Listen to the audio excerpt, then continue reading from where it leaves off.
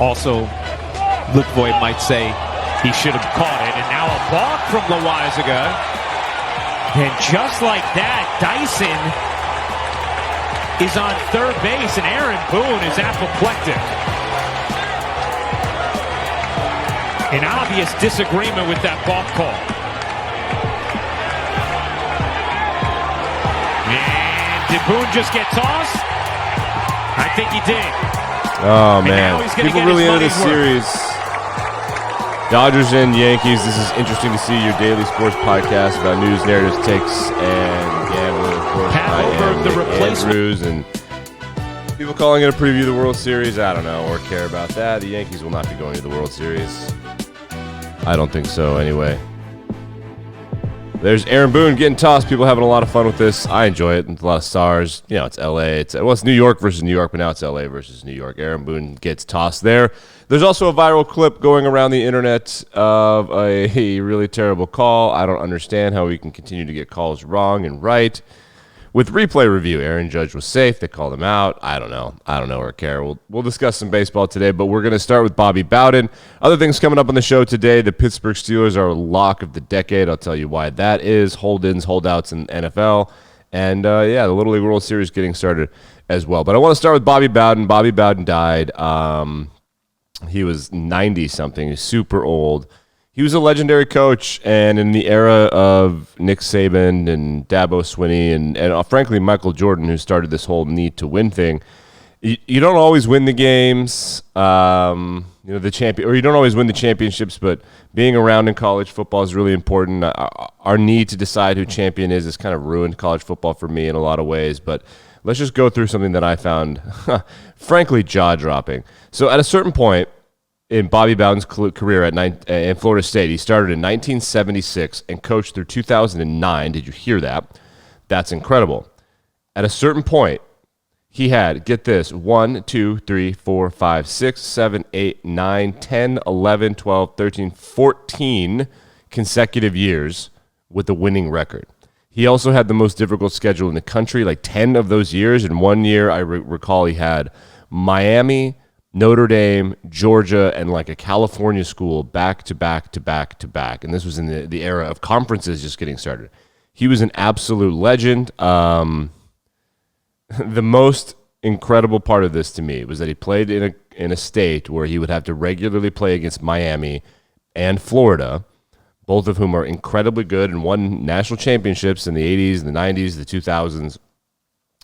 Bobby Bowden had one losing season from 1976 to 2009, in which he went 5-6, and that was his first season.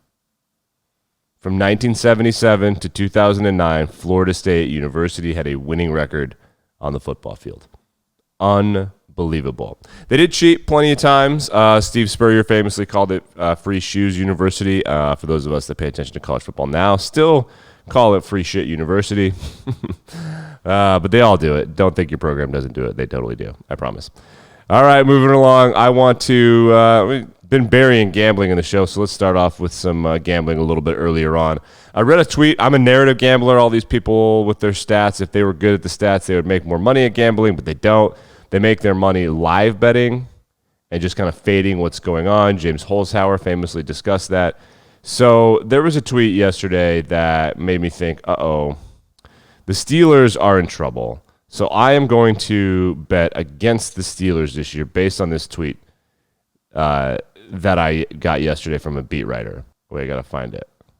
Okay, so let's bring the tweet up here. If you're watching on YouTube or whatever, here it is. I've retweeted it. Steelers under is a lock on win totals. This guy's name is Mike Cabali. Mark Cabali. Who are you, Mark Cabali? Let's see who you are. Senior Steelers writer for The Athletic. The Athletic beat writers, they know what they're doing. Mark looked like he's been living in Pittsburgh for 20 years. He says, quote, in the tweet, in Mike Tomlin's 15 years of training camp, I can't remember any instance that he said they stunk it up. And today, that's what he said. Mike Tomlin is incredibly, incredibly rash at Steelers practice this week, which means to me that if they're worse than they've ever been. He was never said anything like that. They've lost some key components. Ben is an old man, Big Ben Roethlisberger. The over-under for the Pittsburgh Steelers is set at 8.5 wins. Yeah, I'm going to hammer that under. They play in the deepest, certainly the deepest division in the AFC and perhaps in professional football with the Browns and the Ravens. Many people think they could win the Super Bowl. I think the Bengals are going to the playoffs. They got a lot better. If Joe Burrow, reports are that he's not mentally over his ACL, MCL thing. But 8.5 is a lot. That's a winning record. Hammer that. Hammer time. They are not going to win that many. I don't know that they're going to take last in the division. I kind of think the Ravens are incredibly overrated, but hammer the Steelers under 8.5. That's a narrative bet if I have ever seen one. Okay, we need to move right along here. Let's talk about some hold-ins and holdouts going on in the NFL.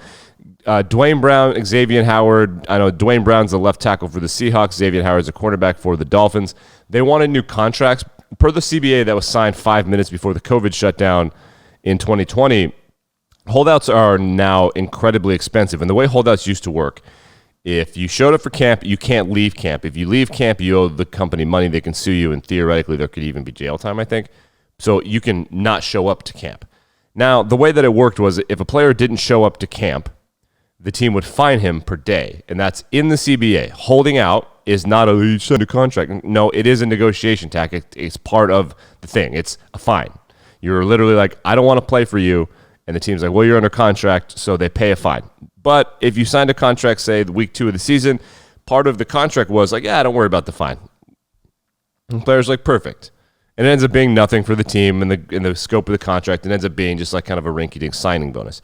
However, holdouts were incredibly annoying to team officials because they were a massive distraction. So in the CBA negotiations, players got more money. What the owners got is this holdout thing. So fines are far bigger than they have ever been. They're $50,000 a day, A, and B, they are not waivable, which means that if you sign that contract, that player is still on the hook for all of this. So you're saying, like, how can Deshaun Watson show up for camp? How can Aaron Rodgers show up for camp? Well, in a week, they're going to owe $200,000.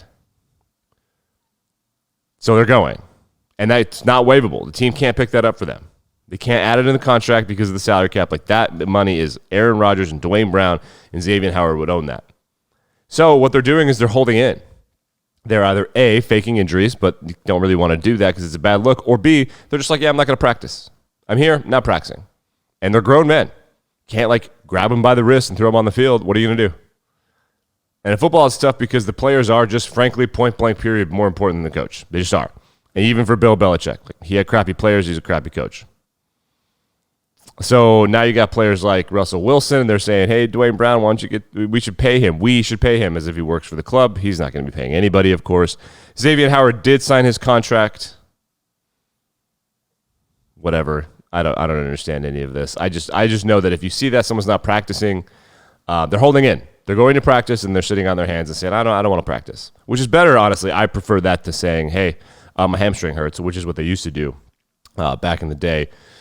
A lot of players hold in about halfway through the season of contract years. As a Lions fan, Kenny Golladay probably could have come back half the way through his final 6 or 7 games that he was out. But, I don't blame them. It's life-changing money for a team that's garbage, and now he makes his money. So it is what it is, but pay attention to that because it does matter. Some players who are veterans, it won't matter. Young players, it's going to matter. TJ Watt holding in, Dwayne Brown holding in as well. I saw this headline from Barstool Sports. I just want to read it out loud. We'll investigate this. This is from the Rockies organization. The Rockies have determined that the fan that was accused of hurling racial slurs was just calling for the mascot, whose name is Dinger. And the Rockies, what? Are they going to get rid of the mascot Dinger? We're going to have to do some further investigating into that. But that gave me sort of a chuckle, and it also sort of made me a little sad. I want to give a shout out to my alma mater, the University of Mississippi, Ole Miss, reporting, I want to say that very clearly, reporting a 100% vaccination rate among players in the least vaccinated state in the United States of America, which, if true, I have no reason to suspect that they're not, other than to grab headlines, and Ole Miss is not very good at grabbing headlines. If the entire team is vaccinated, that would make them one of the first college football teams vaccinated, certainly the biggest program 100% vaccinated, and they did it before any of the professional football teams were completely vaccinated as well. The hashtag was something along the lines of for the team, protect the team, hashtag protect the team.